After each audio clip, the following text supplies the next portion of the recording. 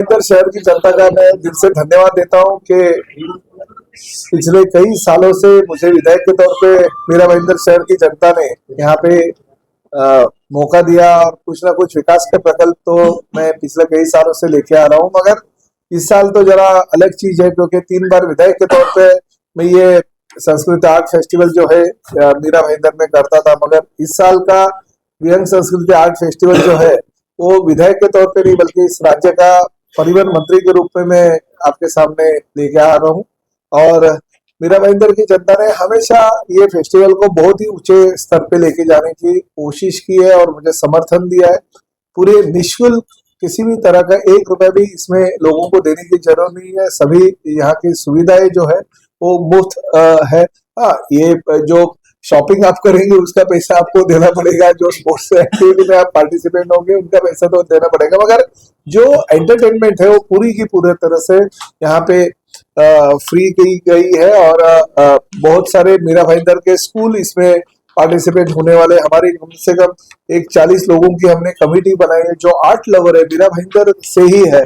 अलग अलग आर्ट में वो उनका नाम है, कुछ तो आर्ट नेशनल लेवल के भी लोग यहाँ पे रहते हैं। हमें पता भी नहीं रहता है कि बाद में पता चलता है कि मीरा रोड में रहता है, उनकी पहचान आने के बाद। ऐसे बहुत सारे लोग हैं, तो इन लोगों को इन्वॉल्व किया गया है। उसका पार्टी से कोई संबंध नहीं हुआ है, सिर्फ आर्ट लवर है, कला के ऊपर और क्रीड़ा के ऊपर प्यार करने वाले जो लोग हैं उनको वहां पे हमने आमंत्रित किया और वो अभी कमेटी के हमारे सदस्य बन गए। तो उनके माध्यम से कुछ चीजें हम आपके सामने रख रहे। जैसे मैंने कहा कि सैंड के माध्यम से अलग अलग कलाकार अपनी कला पेश करते हैं, तो एक बहुत ही बड़े सैंड आर्टिस्ट यहाँ पे आने वाला है।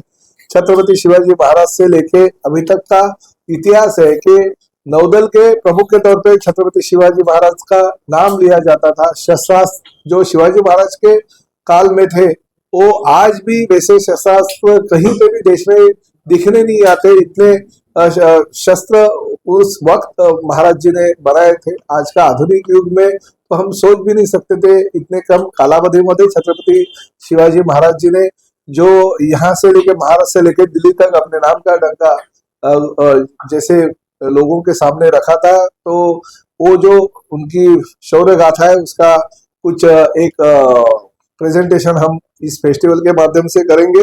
अगर साथ साथ स्पोर्ट्स है, ये पुरानी जो कलाएं है वो भी सामने पेश करेंगे। अगर कल्चरल एक्टिविटी होने के लिए हमने अभिजीत जो सिंगर है, प्लेबैक सिंगर है, उनका कार्यक्रम 24 तारीख को रखा है। 25 तारीख को जो सुबह 6:30 बजे रितेश और रजनीश मिश्रा जी का वोकल्स होगा, और साथ ही में 25 तारीख को शाम को साधना सरगम जी का गायन का कार्यक्रम होगा। इसमें जो केतकी माटेगांवकर है, बहुत ही बड़ी क्लासिकल सिंगर है, तो उनका कार्यक्रम होगा 26 को सुबह 6:30 बजे। और 26 को शाम को जो मराठी कलाकार है, बहुत ही बड़ा सिंगर, अभी वो हो गया संजू राठौड़, जिनका जो एक गाना बहुत ही हिट हो गया गुलाबी साड़ी का, तो उनको यहाँ पे आमंत्रित किया, उनका कार्यक्रम होगा। और 27 तारीख को जो है युवाओं की दिल की धड़कन, जैसे अभी आपने देखा एक वीडियो में कि मुख्यमंत्री श्री देवेंद्र जी फडणवीस जब ठाणे आए थे और उसी दिन मिका का कार्यक्रम था, तो उन्होंने कहा था कि ये हमारे युवा का हृदय सम्राट है, युवाओं का गायन क्षेत्र में युवाओं का हृदय सम्राट अगर कोई होगा तो मिका सिंह है। तो उनका कार्यक्रम 27 तारीख को हमने शाम को लिया। इसके साथ में पेट रन होगी, जो डॉग्स लवर है वो वहां पे अपनी डॉग्स को लेके आएंगे। आर्ट गैलरी में अलग अलग आर्टिस्ट के हम जो है पेंटिंग्स रखने वाले आर्ट कैंप रहेंगे, जो जहाँ पे खुद लाइव पेंटिंग करेंगे हमारे चित्रकार।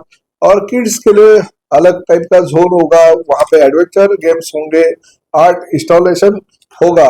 और साथ ही में जो हमारे विरासत स्टेज है, वो विरासत स्टेज में अलग अलग राज्य की जो संस्कृति और संस्कृति के लिए हमने स्टेज उनको दे दिया, तो उसके माध्यम से वो अलग अलग राज्य, कश्मीर से लेकर कन्याकुमारी के राज्यों के विविध, नागालैंड हो, मणिपुर हो, अलग अलग राज्य के लोगों को यहाँ पे आमंत्रित करके उनकी कला वो दिखाएंगे।